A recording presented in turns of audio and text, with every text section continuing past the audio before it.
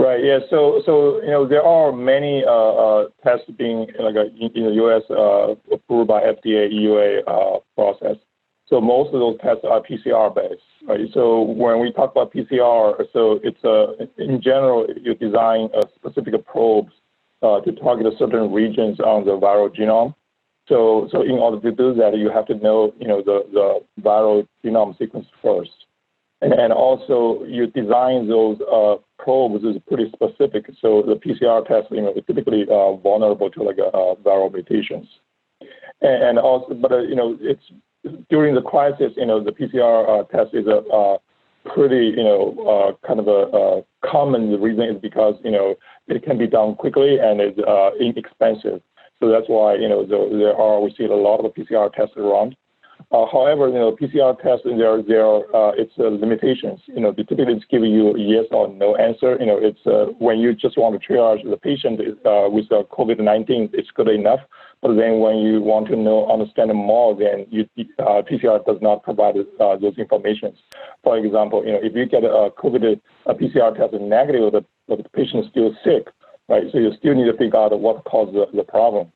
So that's why there are other tests like what we do using the sequencing approach.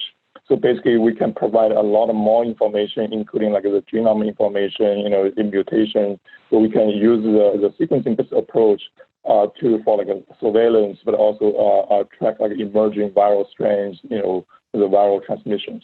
GC, I want to make sure that translates to, as we think about as a practical example for people who are not familiar with PCR or sequencing, would love for you to go into a little more detail. But I would think a way to think about it is if you are looking and searching for in New York for a McDonald's, you can write a software code to find me a McDonald's in Chelsea, New York. And that's like PCR.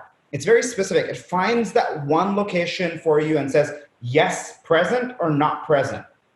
But imagine if you just wanted to look for all burger joints in New York, of which that McDonald's in Chelsea is one answer.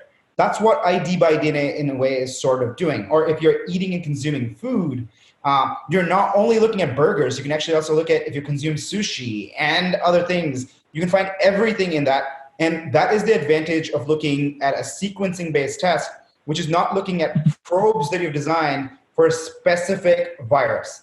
Is that fair to say in the world?